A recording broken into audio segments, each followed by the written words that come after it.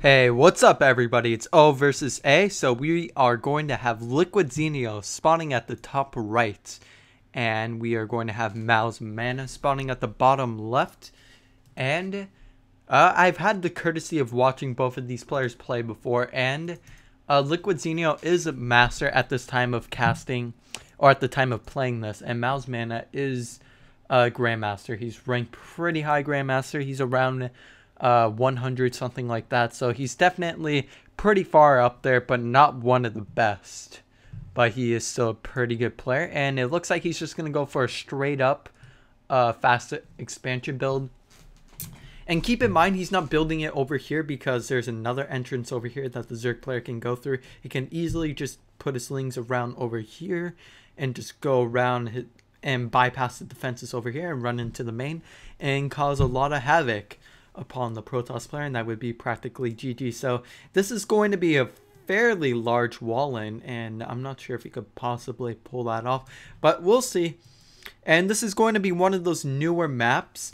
It's called I know it's definitely a new map that was introduced. I'm trying to remember the name. I just had it on the tip of my tongue. Oh well, probably come back later to me. And we're just going to be having Overlords scouting around the map to know when the Protoss player is pushing out. Keep in mind, this is not a Terran player. He's not going to be moving out with his Marines, so that way he can shoot out the Overlords. And he's just going to be content to move around his Overlords all around the map, so that way he can get good scouting information, possibly put it on top of the watchtower, or put his Overlord over here so that way he knows when the expansion is going to be put down for the Protoss player. And as a Zerg player, it's really important to know when the Protoss player is going to put down his expansion. And the reason because is you want to know when to make the link, so that way you can prepare for some defense. And inevitably, the Protoss player is going to have to go for a timing attack. Otherwise, the Zerg player is going to drone way too hard. The Zerg economy is going to be way too powerful. And it's going to be really difficult for the Protoss player to handle, even if he achieves Death Ball. And Death Ball is basically when the Protoss player is maxed out with Colossus, Stalkers, Void Rays, has a really good army composition. Zerg player will be able to eventually take that out. It's going to take him a lot of resources. And notice how the Zerg player went for spawning pool before going for the hatchery. And the reason is because the Protoss player is inevitably going to be able to delay that hatchery as long as possible. So if the Zerg player tries to go for a hatchery first, it's just going to delay his economy that much more, because he wants to get the lings out as soon as possible to be able to kill that pylon. And that probe actually did die to that one Zergling. It was not able to get away. And the probe did serve its purpose. It did delay the hatchery for at least a couple seconds, which does count. And expert game like this, where Grandmasters are playing it, as if you can delay the hatchery for as long as possible, that's definitely going to give you, take any advantage as you can get. That's the moral of the story. And the Protoss or the Zerg player might actually go for a double expand. That would be an extremely good idea, since the Protoss player went for a fairly greedy build. He's not going to be able to get any units for a while, but you have to keep in mind, you kind of have to watch out for Zealot rushes, anything like that. And he is going to go for a third hatchery. I think this is a really good idea for the Zerg player, because he really needs to get his economy going. And if he's on even basis with the Protoss player, it's going to be relatively difficult for the Zerg player to keep up. So the Zerg player really wants to keep just stay one base ahead. And Protoss player does have one Zealot, and I see how he walls in. He uses the rocks over there, and he's going to get the +1 upgrade, because why not? He has a forge, why not utilize it? And he's pretty soon going to get that warp gate once he gets the minerals or gas, something like that. A little bit delayed right there. He could have gotten it a little bit sooner, but not that big of a deal. Kind of delayed by 3 or 4 seconds. And he's mining gas off of his main full force.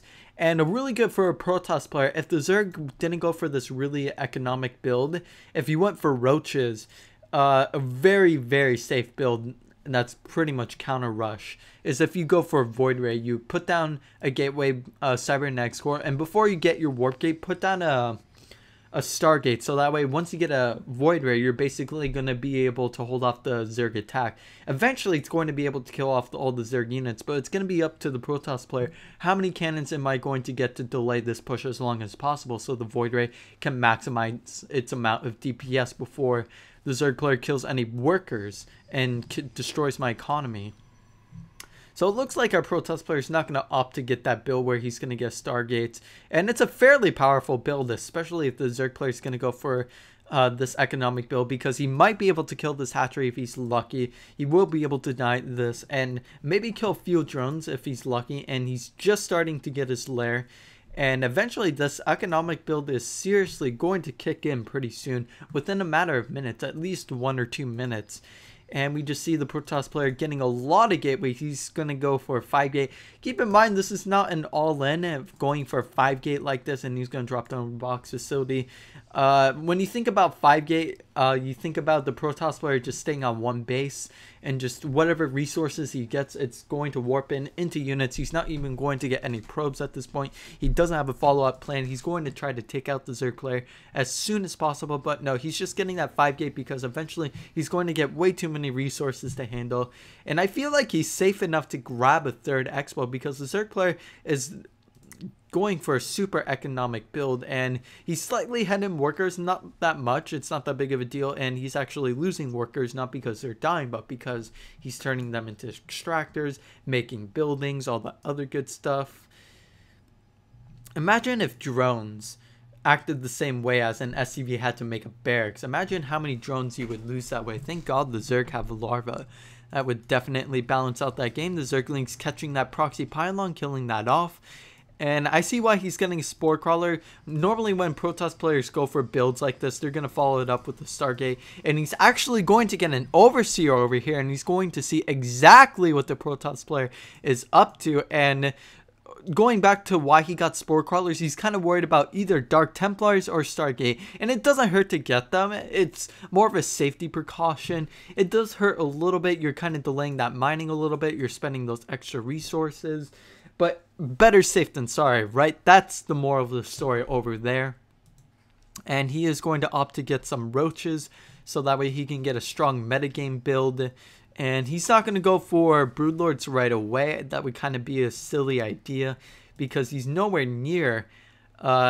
Actually, if the Protoss player stays contained for a little while longer, if he stays contained until the 13 or 14 minute mark and never moves out, the Zerg player will be able to get Broodlords by the 13-minute mark, or at the very latest 14-minute mark, and that's going to involve not getting a Hydralisk Den or getting a Roach Warren and just going straight into Hive after he gets his Infestation Pit. You need the Infestation Pit because that's part of the tech that you need to go into Hive, so that way you can upgrade your Spire into a greater Spire.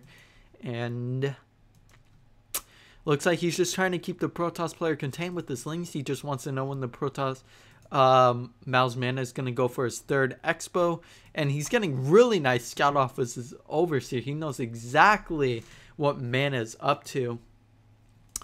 And Zenio, I'm just kind of a little bit curious when he's going to go for his 4th expo. He kind of grabbed it a long time ago, and he is going to go for a drop. He might actually be able to take out the 2nd hatchery. I'm kind of surprised I didn't see this. If he's lucky, he might be able to take out this hatchery, and he does. This is going to be a serious, huge economic blow to the Zerg economy. He is going to lose all these zealots, but I would say it's definitely worth it, because he's going to delay the Zerg economy so much, killing off that hatchery. He's going to delay Zerg mining, and he also killed off a few drones, because as you can see, I assumed he force field over here and over here, possibly over here, to prevent the drones from getting away, and he was probably able to kill a substantial amount if Zenio was not paying attention. And he's just gonna go for a straight up counterattack, possibly. I would assume that would not be a good idea. He's gonna try to block off with the sentries, but it's kind of inevitable. He's going to lose a couple at least. Actually, he only lost 1. That was actually a pretty good save on his part. One of them is pretty weak. It's this one over here. But he is able to save it. It does have 8 kills. I've never seen a sentry with that many kills. That really paid for itself for sure. and he's just going to follow it up with a Force Expo. Why not? He's starting to accumulate a lot of minerals. He has a macro hatchery. Luckily, it's pretty well placed, so that way the drone's mining isn't really too delayed, so that way it doesn't have to go all the way up here. But I really think he should go for infestation pit, but as you can see, he doesn't really have that much gas, and if he invests that much tech into it, he might not have the army to deal with the impending Protoss Doom army, and it's getting pretty close to maxing out. 90 or 85 more supply, and that's pretty much GG for the Zerg player, because he has nowhere near enough minerals to be able to deal with a maxed out Protoss army. But later, if he has 3,000 4,000 minerals, then for sure he'll be able to deal with it. But keep in mind, it always depends on the Zerg composition. If the Zerg has, and it also depends on positioning as well, there are a lot of factors that are involved. And basically when a battle ensues between a Protoss and Zerg player, and that goes for any race as well. I'm just saying in general, Zerg armies are a little bit weaker, and you kind of need to focus on a little bit more getting that creep spread going, so that way you can maximize your units efficiency, so that way they can move around quickly, and then you have that creep spread, so that way you can get really good vision. And he's not having too stupendous creep spread right now, and I don't blame him. He's just trying to focus on his economy full force. He doesn't want to invest in too many queens, and he's finally getting his infestation pit. I'm assuming once that infestation pit finishes, he's going to go for a hive, so that way he can get his other upgrades going as well. I think he should go for another evolution chamber, so that way he could just maximize efficiency out of this army as well. And there's an observer just following around, seeing exactly what the Zerg army is up to, and the Protoss is pretty prepared for this. He might actually lose a few units, and I'm surprised he's kind of engaging over here. That's a little bit peculiar, but he did not lose. I think he only lost one Mutalisk or no Mutalisk at all, and he was able to kill a few Stalkers, like a couple, one or two. So I would say it was kind of worth the engagement on his part, and he finally does have an Overseer, so that way he can kill that Observer. And the Observer is right here, staying out of range of that Overseer. I probably caught a glimpse of it. He might actually lose this 4th hatchery as well, technically his 5th. But if he does lose this, that would be kind of a big deal. He needs to send a queen down there as soon as possible to transfuse that, because it's going to be very susceptible to a snipe. And it looks like that's exactly what he's going to do. He does have blink, and he will be able to blink away from these broodlings or whatever Zerg army that he possibly has. And this is a very, very gigantic Protoss army. He can't just surround this with lings, because if the Protoss has a really good surround or a really good concave on the Zerglings, they're not going to be able to do that much damage. But if they are maxed out lings 3-3 with the crackling upgrade, they're going to be able to tear this army apart. But keep in mind, he does have force fields. He'll be able to force field around this army. He actually did lose a Stalker there. That was kind of a mistake on his part, because he could just blink one of those Stalkers away.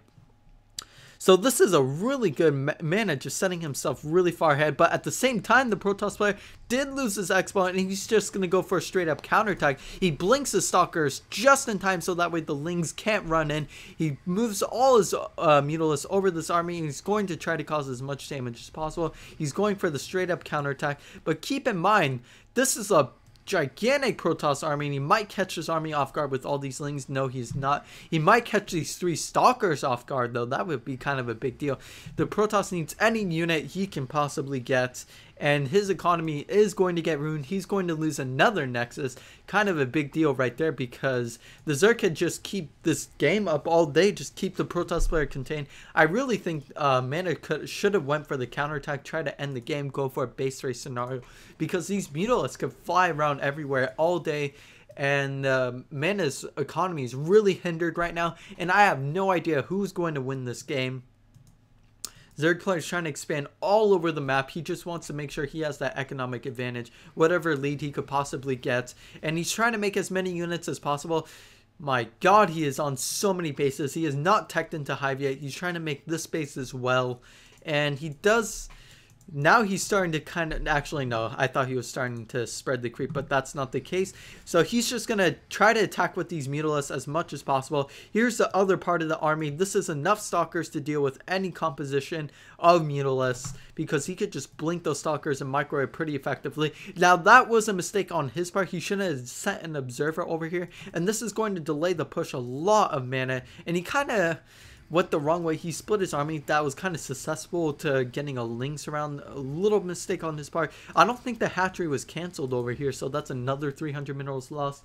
So he's just going to go for a straight up counterattack. If he wants to attack right now, he needs to right now, because these stalkers are not going to be able to hold, because this is way too many Lynx, too many Mutalisks, and I have no idea who's going to win this game, because this is a lot of Protoss units, and the Zerg is trying to make as many units as possible. He does have a lot of minerals, but he is maxed out, so if he tries to make any units, it has to be Lings. But if he tries to make Lings, basically they're all going to die. He's not going to be able to make enough to deal with this composition of units, and he's sending some units back, and I kind of think this is a bad idea.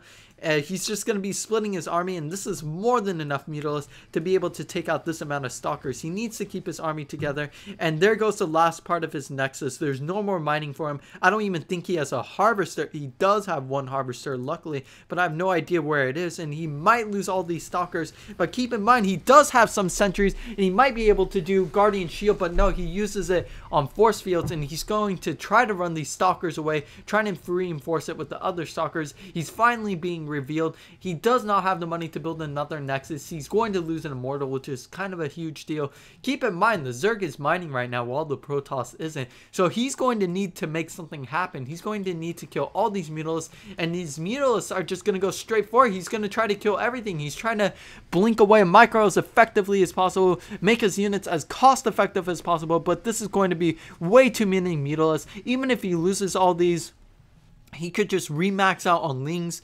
and that's pretty much going to be GG for Mana. So that was game number 1. There's game number 2. I plan to cast that as well. I hope you guys enjoyed. Love you guys, and I'll see you next time.